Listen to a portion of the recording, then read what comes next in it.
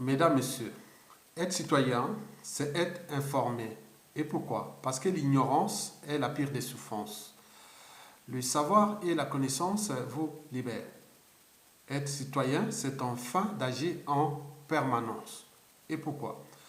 Parce qu'aucune cause n'est perdue d'avance.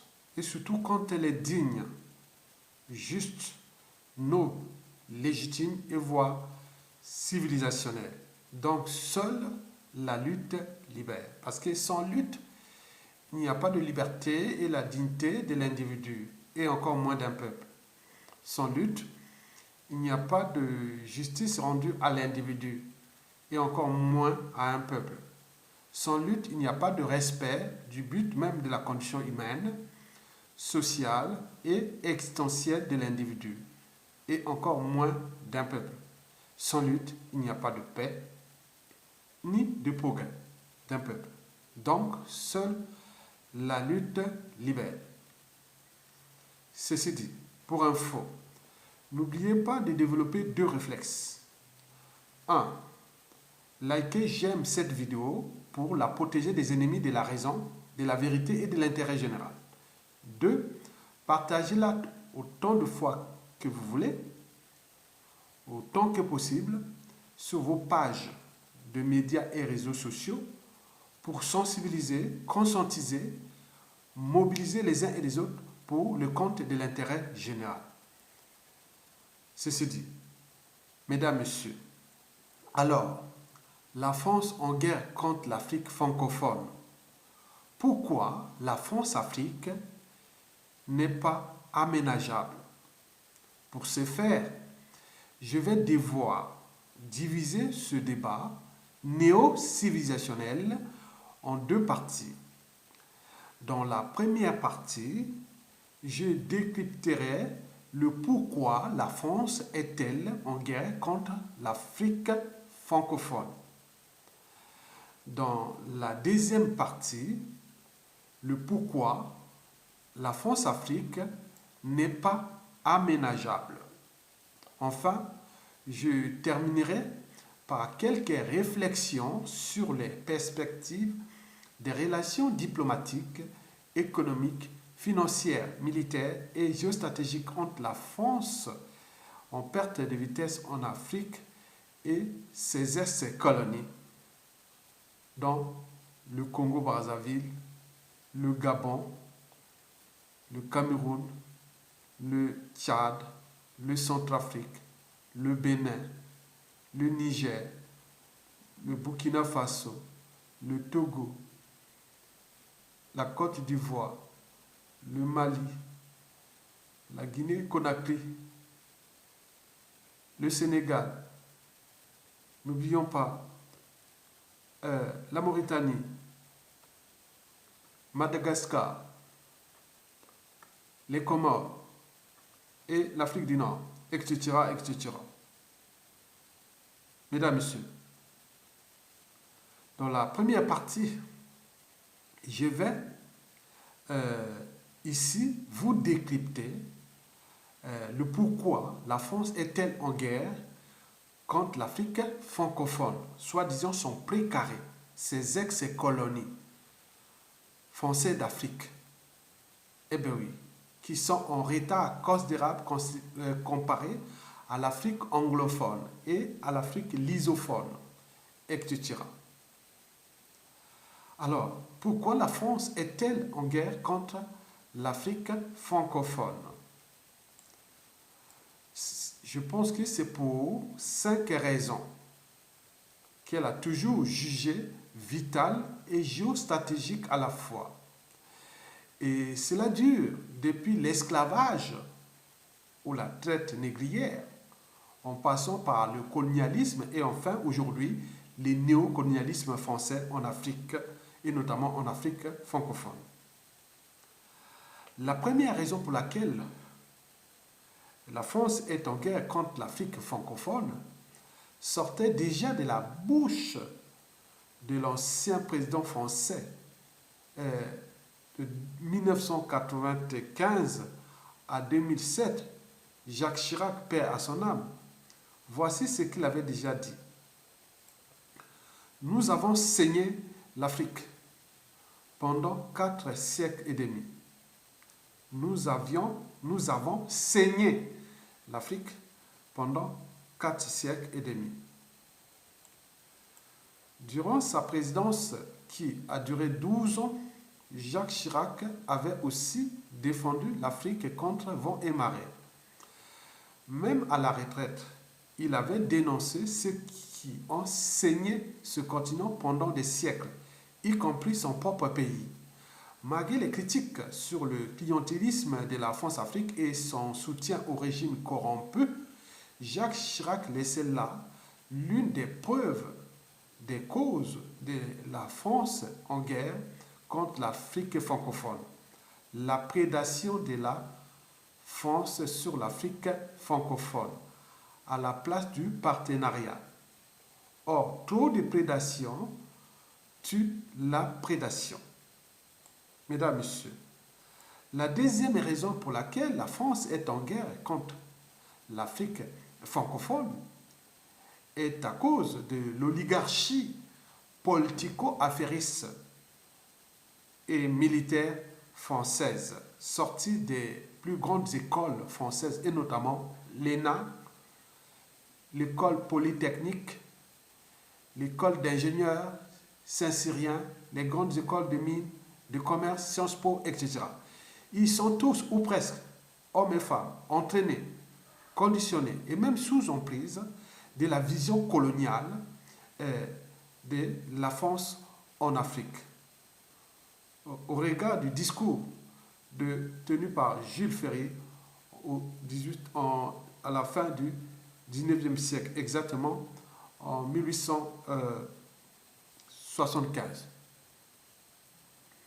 Vous savez très bien que cette élite française plus ou moins corrompue, dans leur mentalité, habitude et comportement, France-Afrique, ils nous conçoivent, nous, Africains, individuellement et collectivement, comme des populations conquises, soumises, vassalisées et indigènes. Nos pays sont traités comme des colonies. Or, une colonie est faite pour être exploitée. Par conséquent, toute conscience réfractaire, qu'elle soit politique ou intellectuelle, dans ces colonies, est réprimée. D'où la recrudescence des coups d'État militaires et constitutionnels, des assassinats des chefs d'État et d'intellectuels en Afrique francophone. Historiquement, depuis De Gaulle, les cerveaux de ces crimes ont toujours été presque issus de cette oligarchie politico-affairiste et militaire française. Ce sont les mêmes qui dirigent les bases militaires françaises en Afrique. Ce sont les mêmes qui ont le monopole des affaires et du business en Afrique francophone et en particulier dans les sites d'exploitation des ressources naturelles, etc., etc. Et il est difficile de les décoloniser de l'Afrique. Puis pour longtemps, mesdames, messieurs, la troisième raison pour laquelle la France est en guerre contre l'Afrique francophone est vitale. En 2019, par exemple, le vice-ministre italien Luigi Di Maio avait affirmé que la politique de la France en Afrique créait la pauvreté et provoquait l'immigration. Paris et Rome étaient de nouveau en pleine crise diplomatique. L'ambassadeur d'Italie en France avait été convoqué au Quai d'Orsay. Le commissaire européen aux affaires économiques de l'époque, Pierre Moscovici, un oligarque de la France bien connu, avait d'ailleurs dit avait d'ailleurs qualifié les propos du vice-premier ministre italien d'insensé et d'irresponsable. Vous comprenez? Quelqu'un qui dit que la France ne s'est pas décolonisée de l'Afrique et que c'est à cause de la politique de la France en Afrique qu'il y a beaucoup plus d'immigration qui arrive sur les côtes italiennes. Donc, c'est fut un cri d'alarme. L'alerte, mais en France, on avait convoqué l'ambassadeur. En 2019, on avait convoqué l'ambassadeur d'Italie en France. Et puis, Pierre Moscovici, c'est un socialiste, il avait dit non, mais attends, c'est insensé, c'est irresponsable. Bon, ce n'est pas vous, ce n'est pas vous que le franc CFA, hein, ce n'est pas vous. Oui, c'est ce que je voulais te dire. Ce n'est pas avec vous que le franc CFA va disparaître, hein, avec ces gens-là. Non, jamais. Ok? Par exemple, il faut se dire que les mauvaises langues disent que selon les importations du CFA, hein, du franc CFA à la France, au trésor public français, on parle de 400 milliards à 1000 milliards d'euros chaque année qui rentrent au trésor public français. C'est une monnaie coloniale qui est là. Donc, cette monnaie commence à poser bien des soucis à tout le monde, même pour la France elle-même, pour son image, et à l'échelle européenne et surtout en Afrique. Vous avez par exemple pu voir en 2016, Michel Sapin, alors ministre français de l'économie et des finances, sous le quinquennat de François Hollande, avait pourtant menacé ses homologues ministres de l'économie et des finances de la zone CEMAC, c'est-à-dire du Congo-Brazzaville, le Gabon, la Guinée équatoriale, le Centrafrique, le Tchad et le Cameroun. Il les avait menacés que si vous quittez le franc CFA, vous recevrez du terrorisme. Ah oui, quittez le franc CFA, vous aurez du terrorisme. Ça veut dire quoi? Ça, c'est bien sûr peut-être des intimidations, et aussi des menaces et autres. Si vous quittez le franc CFA, eh oui, vous aurez du terrorisme.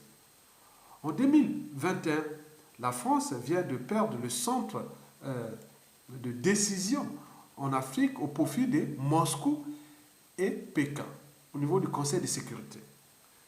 Ce n'est pas bon signe.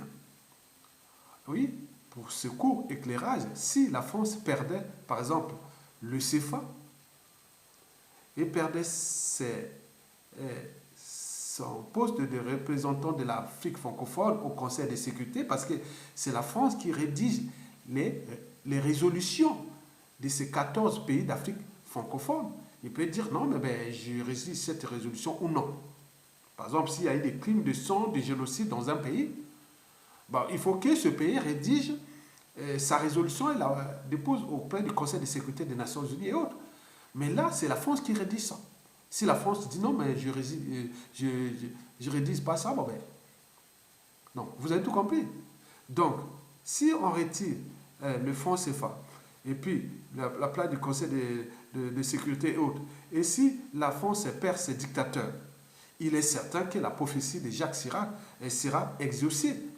En effet, il avait dit ceci, si la France perd l'Afrique, elle risque de se retrouver entre le 9e et le 24e rang mondial.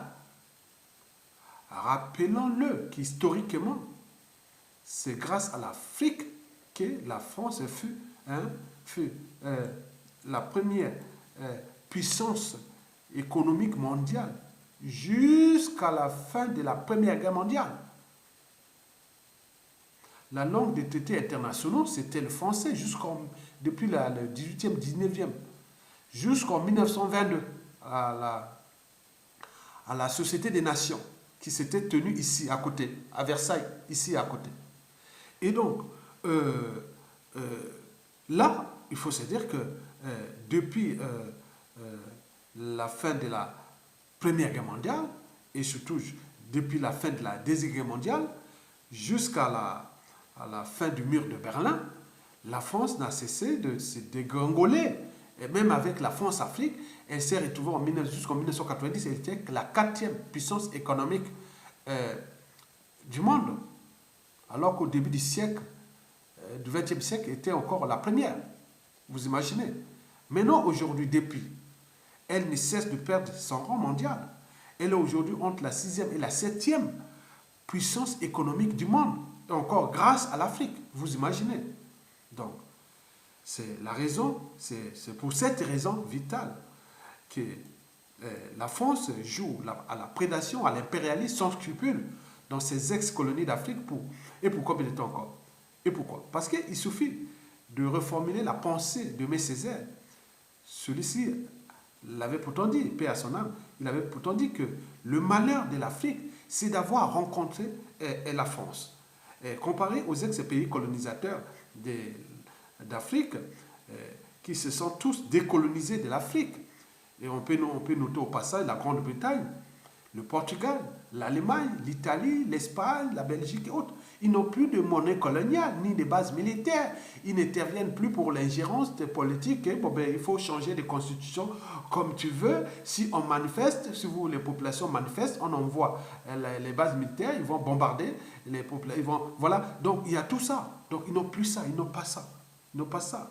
Mais pourquoi la France, la diplomatie française ou la France-Afrique, oui, tout là-bas sont en méfiance et défiance, alors que parallèlement, l'Afrique, toute l'Afrique est anglophone et elle est en confiance à l'Angleterre. Regardez même le Portugal, parce que le Portugal, avec la France, ce sont des pays, ou même l'Angleterre, mais pour décoloniser l'Afrique, le Portugal a mené des guerres coloniales, c'est-à-dire l'indépendance de la Namibie, pardon, l'indépendance de l'Angola, du Mozambique, du Cap-Vert et de Guinée-Bissau, tout ça s'était passé dans une guerre. Et donc, le Portugal ne voulait pas perdre ses colonies. Maintenant, ça s'est passé des guerres, comme ça s'est passé en la France, la guerre d'Algérie. Mais depuis, les Portugais se sont décolonisés de l'Afrique. Mais paradoxalement, les Portugais, quand ils repartent dans les ex-pays qu'ils ont colonisés, mais ils ont plus oui, ça, ils sont en confiance, ils sont bien traités et autres. Voilà les transformations. Mais nous, avec la France-Afrique, c'est pas ça. Donc, vous avez tout compris. Donc, il faut se dire que en reformulant la pensée de Aimé Césaire, paix à son âme, qui disait que le malheur de l'Afrique est d'avoir rencontré la France. Mais j'ai reformulé sa pensée. Je dis le malheur à venir de la France est d'avoir entretenu la France-Afrique des dictateurs. Les troisièmes mandats sont fins, des hold-up électoraux sont faits, des tentatives de dynastie sans fin, l'immigration et autres. Le modèle diplomatique, économique, financier, militaire et géostratégique de la France est fini. Il est dans une impasse politique. Il subsiste pour l'instant sous perfusion grâce au maintien par la force de ces derniers dictateurs corrompus. Il est clair que ce modèle France-Afrique va finir à courte échéance et ça dépend de cette oligarchie politico-affairiste et militaire française. S'il veut que ce modèle néocolonial se termine dans des explosions sociales et les chaos ici en France, ou de façon plus noble et raisonnable, comme ce s'est passé avec les autres ex-pays colonisateurs d'Afrique qui sont tous décolonisés. Souvenez-vous, en 1975, le Portugal, et au coup de main de l'Union européenne, le Portugal était perdu. Hein? Il était perdu.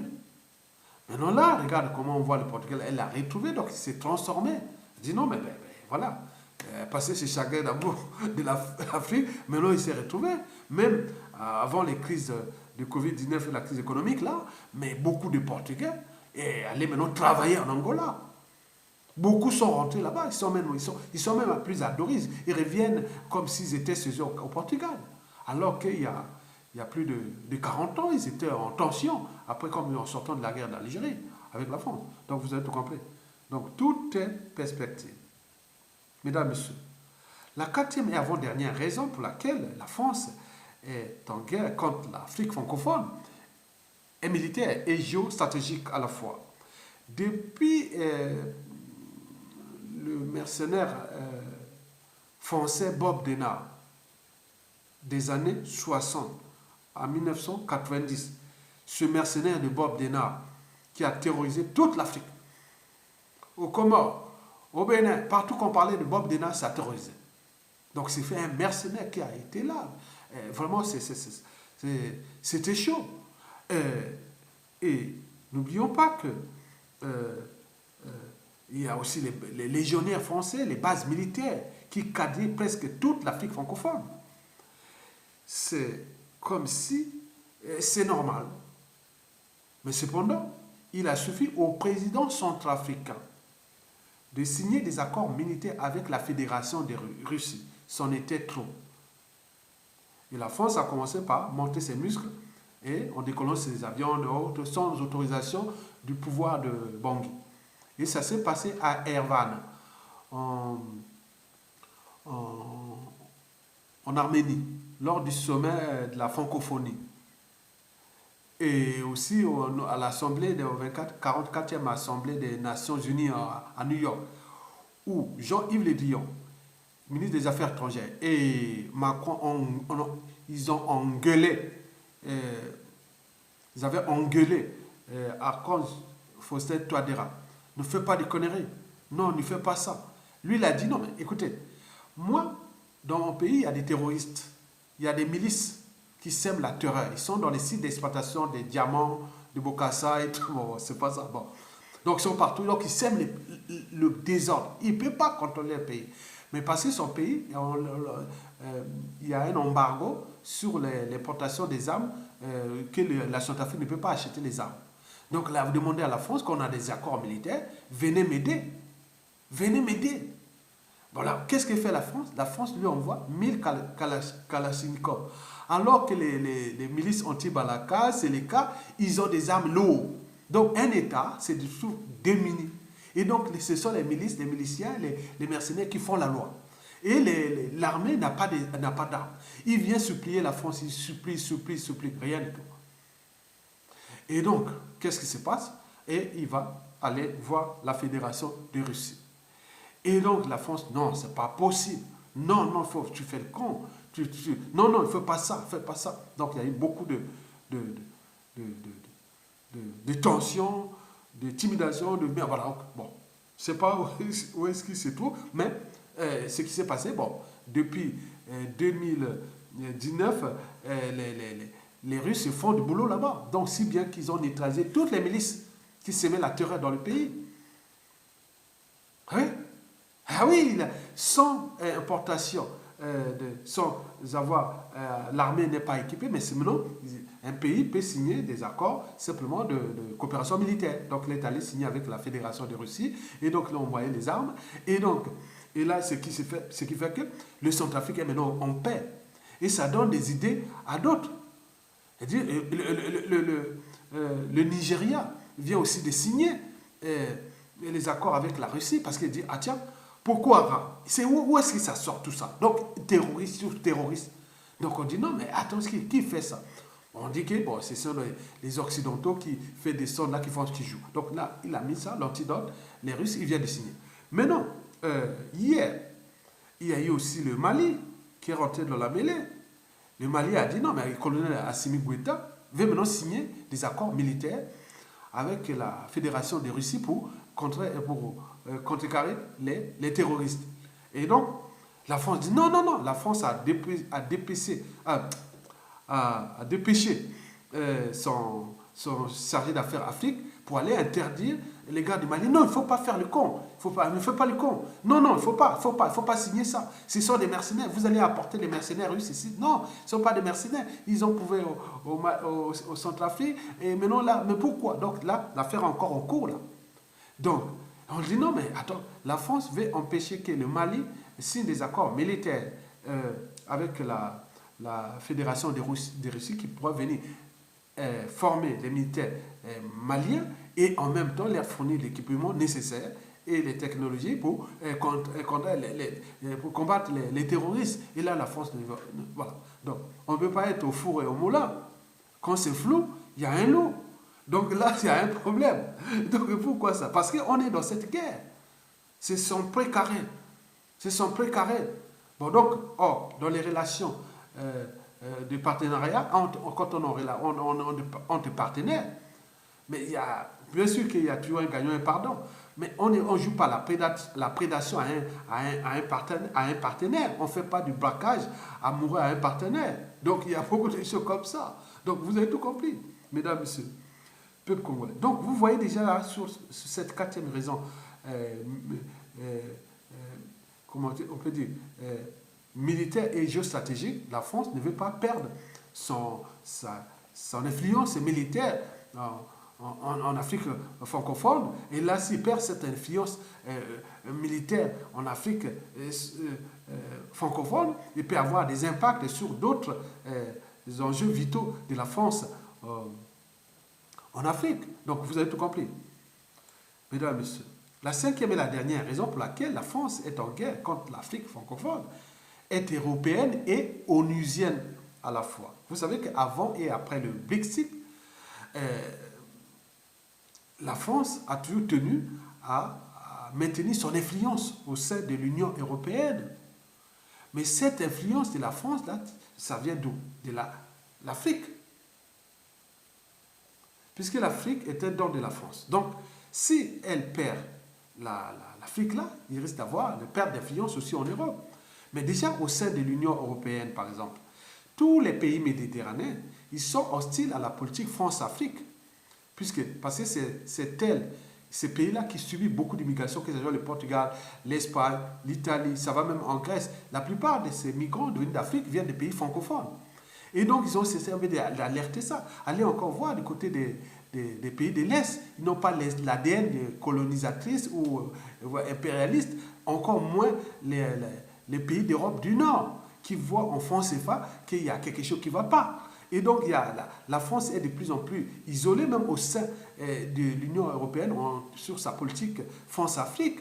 Et donc, là, bon, il reste quand même que la Belgique et un peu l'Allemagne qui jouent le double jeu. Puisque voilà, donc il n'y a pas grand-chose. Mais on regarde ça, mais ça devient gênant en termes d'image. Donc, bref, les rapports de force que nous allons voir, c'est que il y a une tendance européenne que voilà, la France-Afrique devient les soucis parce que ça porte l'immigration et qu'il y a la montée en puissance des régimes d'extrême droite, en partie liés à cette politique d'immigration qui est provoquée par la France-Afrique. Et allons voir au côté du Conseil de sécurité. Bon, les résolutions et tout ça des Nations Unies sur l'Afrique, c'est résolu toujours par la France. Mais là-bas, on n'en veut plus. Même la Chine, la Turquie, la Russie, l'Inde, le Brésil, l'Afrique du Sud, le Nigeria, tout ça, on n'en veut plus. Donc il y a une tendance qui cherche à récupérer. Je vous l'ai dit que la France vient de perdre le sens des décisions en Afrique. Donc vous voyez ça au profit de Moscou. Donc qu'est-ce que ça promet? Ça promet le rapport de force qui se joue entre l'Occident, dont la France est le cheval de Troie en Afrique, et la France-Afrique, le mouton noir. Puisque même au sein de l'Occident, il dit non, mais avec ta France-Afrique, là, la France, tu risques de salir l'image de l'Occident, et tu n'as même pas à défendre ton précaré qui est en train d'être dépecé par la Chine, par la Russie à travers l'Union eurasienne, puisque la plupart des pays africains là-bas, ils pensent qu'il faut aller se protéger chez nos frères russes, parce que là, avec la France-Afrique, on ne s'en sortira pas. Donc nous sommes là en présence d'un ordre nouveau, où les déplacements des centres et des décisions sont en train d'aller vers l'Est. Et donc eux, s'ils s'accaparent des ressources de l'Afrique, en passant par le volet sécuritaire, l'Europe, l'Occident et autres, va perdre. Donc, ce n'est pas à cause de l'Eurasie, c'est à cause de la politique impérialiste de l'Occident, qui n'est pas aménageable. Il n'est que fait la domination, domination, domination, même sans raison apparente. Mesdames, Messieurs, dans la deuxième partie, le pourquoi la France-Afrique n'est pas aménageable. Donc, on ne peut pas la changer. C'est difficile. C'est le résultat de l'expérience personnelle avec l'oligarchie politico-affairiste et militaire française. Moi, je suis arrivé ici en France comment on appelle, j'arrivais en France ici, j'étais à la fac des sciences, et à la fac des sciences, là-bas, en maîtrise, là où j'étais, hein, j'ai rencontré beaucoup de mouvements d'extrême droite, hein, et beaucoup de réseaux, hein. Donc je connais ces gens-là, j'ai rencontré des députés, des ministres, des présidents aussi, hein, que ce soit dans les meetings ou des rencontres fortuites ou autres. J'en ai rencontré plein de gens que vous voyez là, là. J'en ai discuté avec eux sur l'Afrique. Hein, déjà, Claude Guéant, je l'ai rencontré devant l'Élysée. J'ai rencontré, je ne vais pas pouvoir en citer tout ce monde-là, je l'ai rencontré, je l'ai vu comme ça. Chaque fois, on peut se prendre à Paris ou à quel endroit, on se les rencontre. Il y a des anciens maires, il y a des maires, il y a des ministres, tout ça, on les a rencontrés, on les rencontre. Mais je vois comme si, pour la politique française, c'est comme on est dans un mur de lamentation, nous, ou dans Everest. Quand ils sont dans l'opposition, ils parlent bien, bien, bien, mais quand ils arrivent au pouvoir, c'est comme si, non, il faut maintenant virer voilà, il faut virer de 180 degrés, et voilà. Donc c'est difficile, de gauche comme de droite, n'y rêvez pas. Les hommes politiques français, là, de gauche comme de droite, de la droite jusqu'à l'extrême droite, tous ces milieux-là, je les connais. Moi, je vous dis sincèrement, n'y rêvez pas. N'y rêvez pas. Parce que pour eux, le système doit continuer. Parce que même là, ils savent bien que la France est en difficulté. Donc, le prochain président de la France, qu'il soit réélu ou un nouveau, n'y rêvez pas. N'y rêvez pas. N'y rêvez pas. Donc, tu dis, il faut aller voter ceci, il faut aller voter. Non, mais on en a fait ceci. J'ai fait des prospectus, pardon, j'ai distribué des prospectus, que ce soit à l'époque de Chirac, ou j'ai fait aussi Ségolène Royal, j'ai fait aussi François Hollande. Macron, je ne l'ai pas fait. Je l'ai fait beaucoup de choses comme ça. Et donc, Macron, c'est d'autres réseaux à moi qui l'ont fait. Et donc, moi, on n'a fait rien du tout. Donc, il y a quelque chose qu'il faut revoir en profondeur. Donc, et pourquoi? Explication. Le système France-Afrique est néocolonialiste et impérialiste à la fois. Ça ne changera pas. Ça ne changera pas. Parce que, vous savez, on parle de la Renaissance. La Renaissance, vient après le Moyen-Âge. Pourquoi la Renaissance? Parce qu'au Moyen-Âge, c'était vraiment perdu ici l'Europe. Hein. Ils se battaient entre eux, voilà.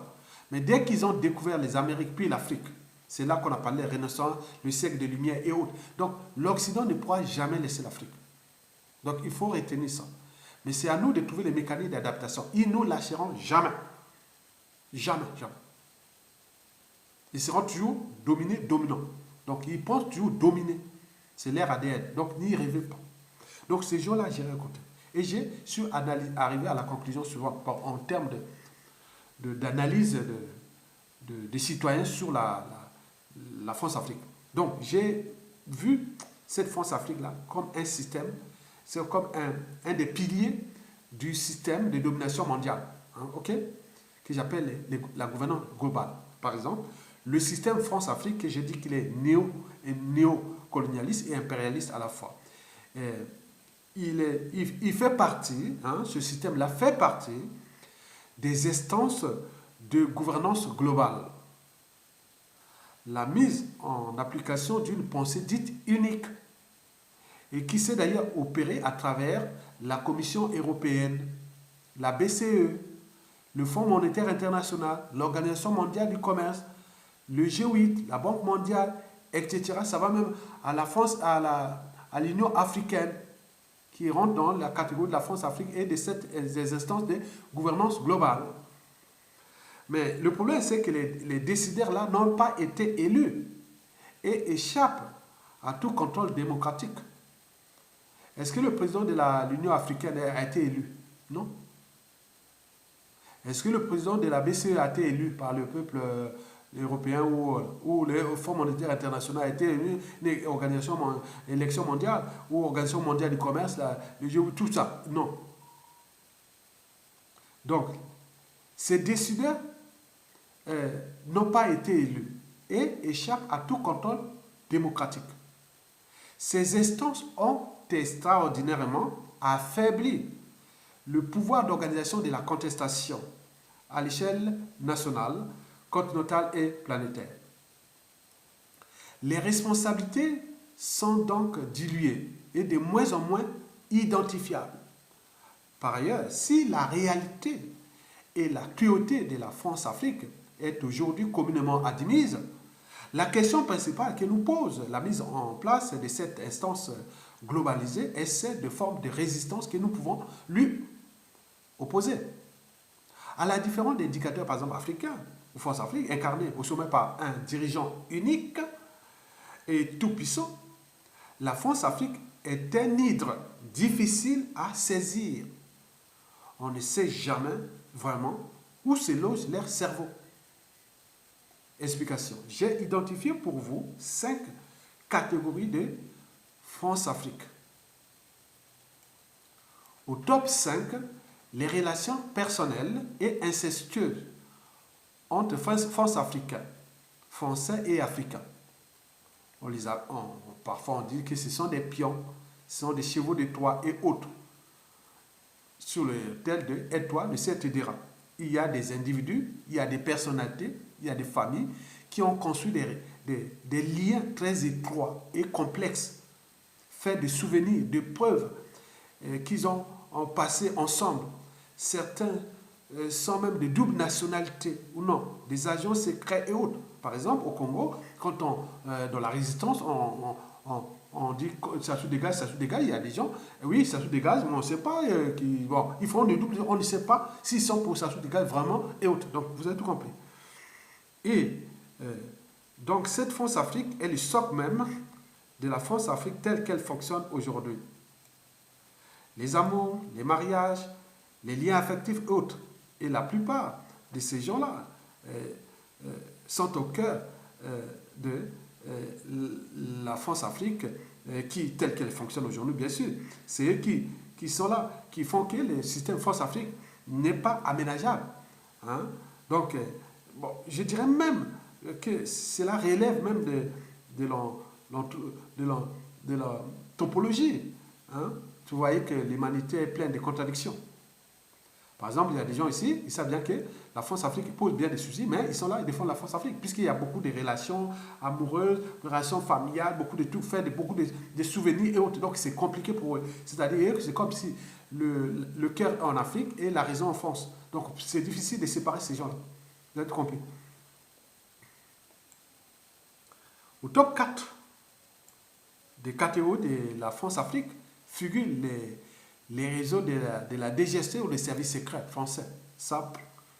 Et la première catégorie précitée y participe activement et permettent à ces services de définir les lignes de démarcation des activistes, les pour et contre la France-Afrique, les dangereux et les moins dangereux pour les intérêts français, ceux et celles à élever au rang, au rang social, que ce soit en France, dans la zone France-Afrique, donc c'est ça qui vont faire les promotions et autres de ces individus. Et ceux qu'il faut les déclasser parce qu'ils ont critiqué trop la France-Afrique, ils ont fait ceci, donc il y a tous ces réseaux-là qui est vraiment très très bien travaillé.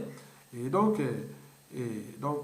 sur ce point, il faut se dire que je vous rappelle que ceux qui défendent les intérêts de leur pays, bon, parfois, il y a des coups à coups tordus. Hein. Donc, vous voyez déjà ça. Et tout est permis. Hein. Et donc, vous voyez déjà ça. Donc, le danger, c'est que nous avions beaucoup d'amis, aussi beaucoup d'ennemis, qui sont au sein de ceux qui veulent vraiment que l'Afrique se libère. Donc, vous avez compris, on ne va pas prendre ça comme ça, c'est compliqué. Donc, si vous mettez les pieds dans ces milieux-là, il faut faire attention aussi. Que tout le monde n'est pas que pour ça. Donc, Magué, il manifeste tout ça contre la France-Afrique, contre mais il faut faire attention. Il faut regarder bien les réseaux. Au top 3 des catégories de France-Afrique figurent les réseaux militaires. Donc, vous voyez que les sous-officiers, officiers, autres, il y a des formations continues et tout ça. Ils ont créé des réseaux complexes. Et quand ils arrivent à un moment d'influence, parfois, ces gens-là, ils travailleront toujours pour ceux qui les ont formés, ceux qui ont fait. Donc, il y a les puissants réseaux militaires, parce que pour devenir dictateur autrefois, ou même jusqu'à peut-être encore aujourd'hui, pour devenir dictateur en France-Afrique, il fallait l'accord des militaires. Hein. S'il n'y a pas l'accord des militaires français, tu ne peux pas devenir éducateur en, en Afrique. Hein. Francophone, je parle. Mesdames et messieurs, au top 2 des catégories de la France-Afrique, et où on appelle ces France africaines, figurent les francs-maçons. Hein. Les différentes loges françaises ont leurs frères et sœurs, hein, comme ils appellent. Hein. Donc, ils ont, que ce soit au niveau des pouvoirs là-bas, qu'au niveau des oppositions et autres, il y en a tout. Hein. Par exemple, chez nous, pour nous, le Congo, tout, sur 100% des gens qui disent Sassou dégage, barre-toi, ils luttent contre Sassou Nguesso, sur 100%, vous avez plus de 40% sont des formations. Bon, donc ils ont leurs codes, leurs règles, ils se connaissent, donc il faut, donc c'est compliqué. Hein. Hein? Ce sont des réseaux d'information, de pouvoir politique, économique et très puissants. Donc il faut faire attention, on ne mélange pas tout comme ça. Donc vous ne rentrez pas combattre la France-Afrique par les médias réseaux sociaux, dans la rue ou sur le terrain et autres. Donc il faut savoir qui est qui. Donc nous avions connu ça, moi j'ai vécu ça dans les associations, dans les réseaux et autres. Donc je suis quand même très bien informé, je sais que voilà, ça fonctionne comme ça. Et donc il faut faire attention. Au top 1 de la France-Afrique, de ce qu'on appelle la France-Afrique, parce que j'ai dit qu'il y a les différents France-Afrique. Au top 1, ce sont les multinationales françaises.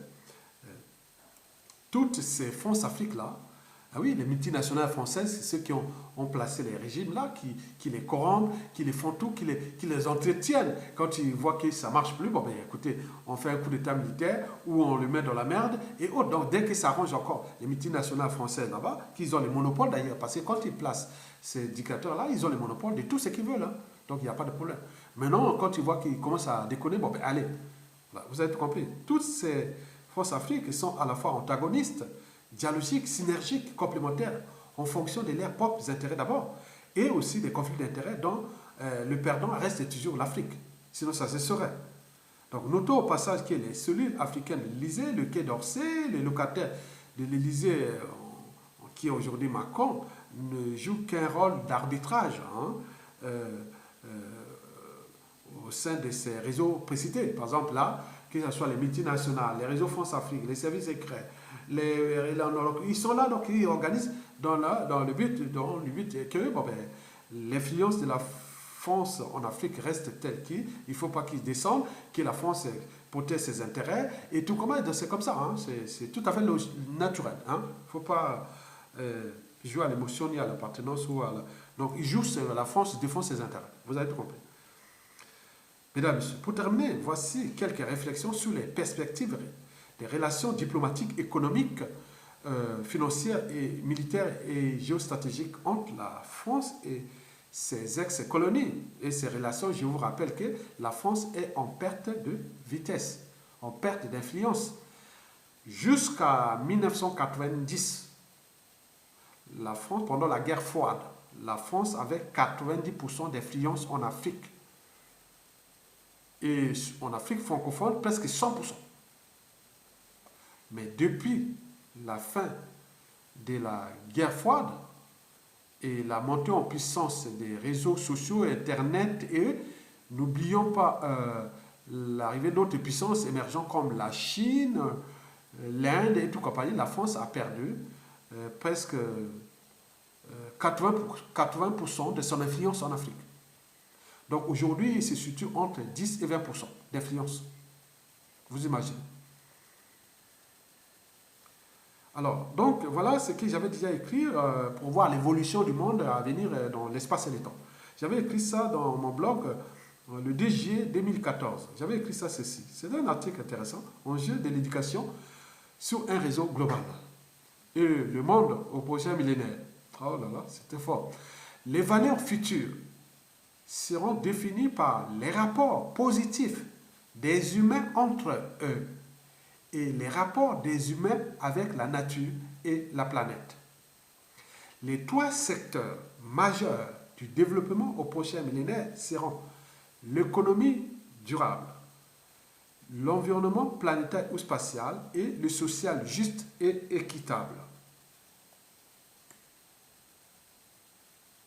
Les 21e et 22e siècles verront se poursuivre des processus sociétaux concurrents, antagonistes et parfois complémentaires qui se sont manifestés à la fin du XXe siècle.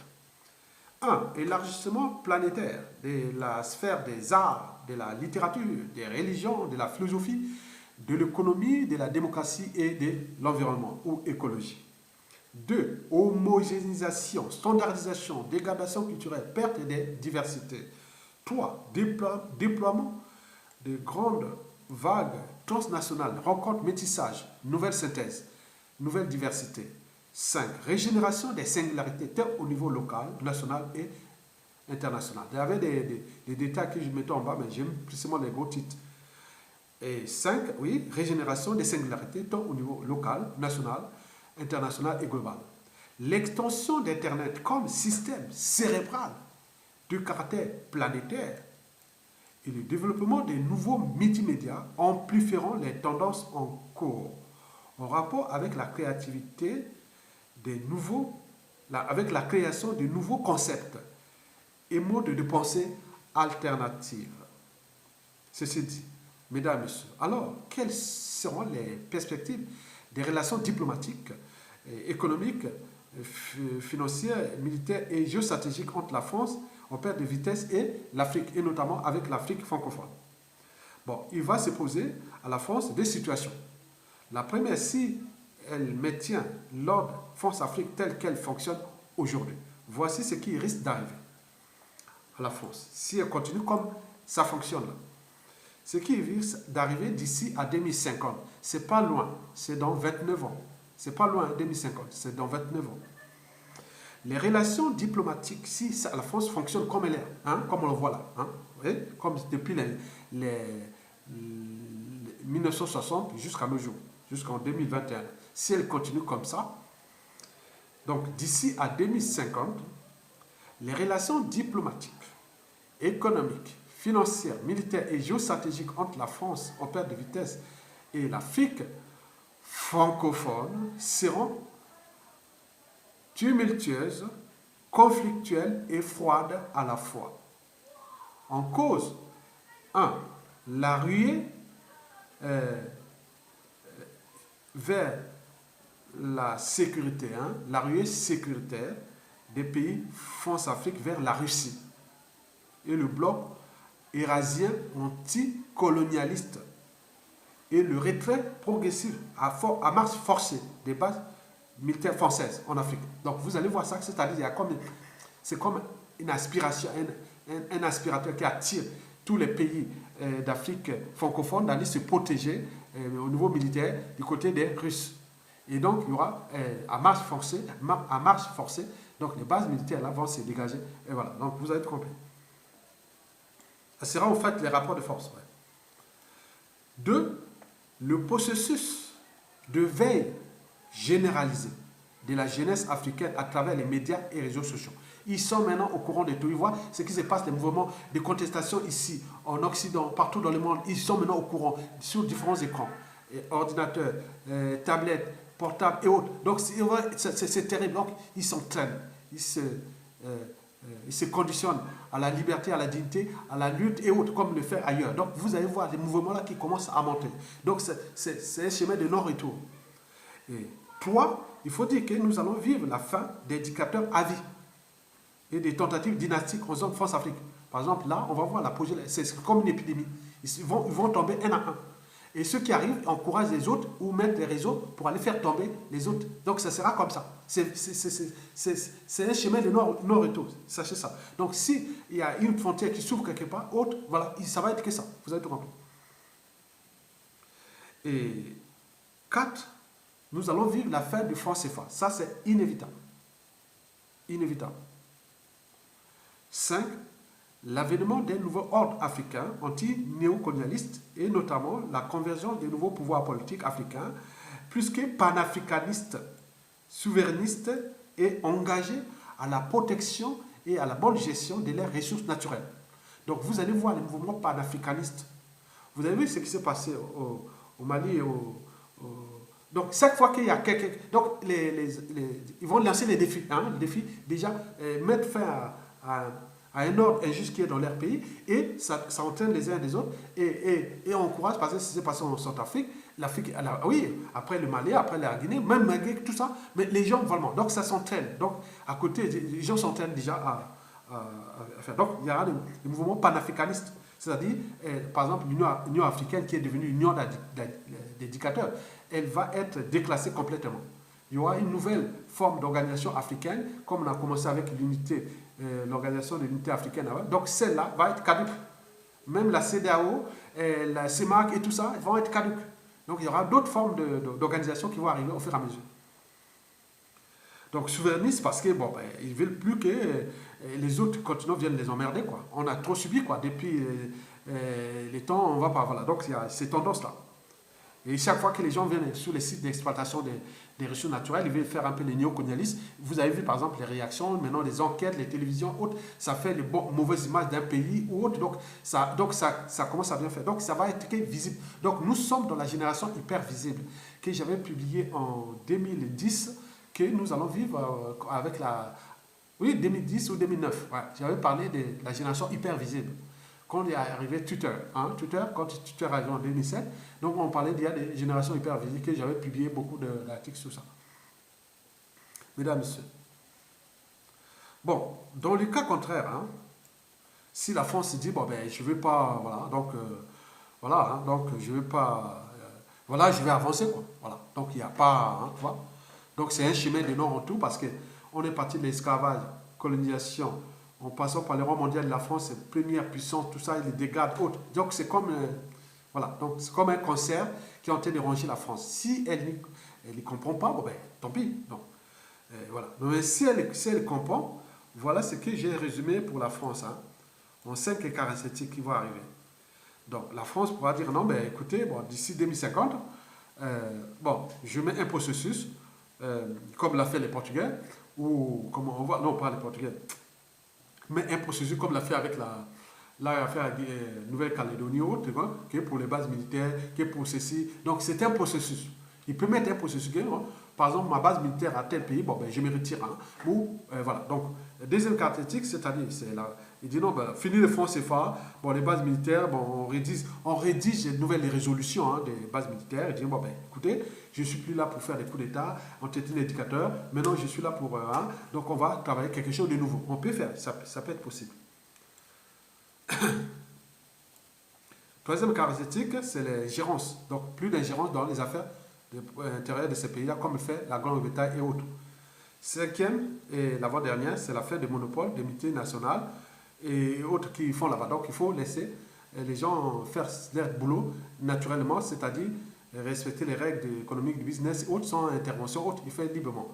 Et cinquième et dernière caractéristique, c'est surtout les sommets sur France-Afrique.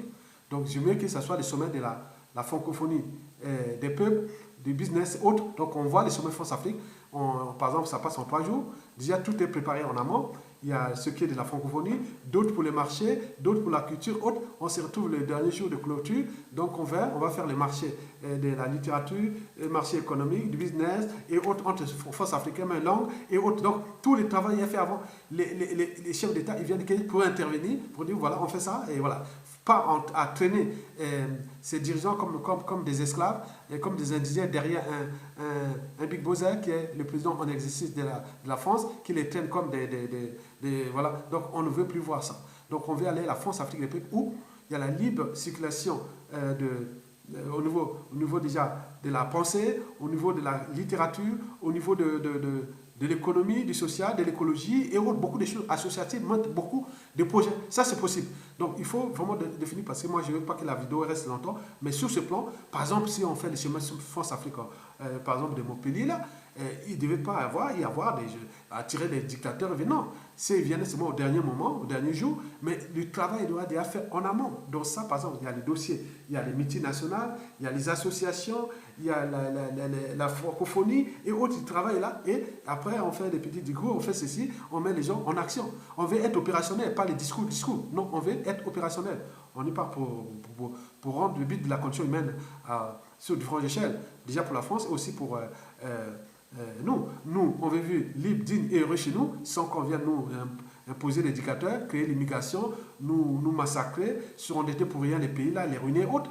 Non, pour la France aussi, je défends mon roi mondial, j'ai aussi des affaires là. Il y a la langue, en plus il y a l'historique de la langue, c'est très important. Donc il y a beaucoup de choses à faire. Donc tout est encore à repenser. Je vous remercie et à bientôt. Merci.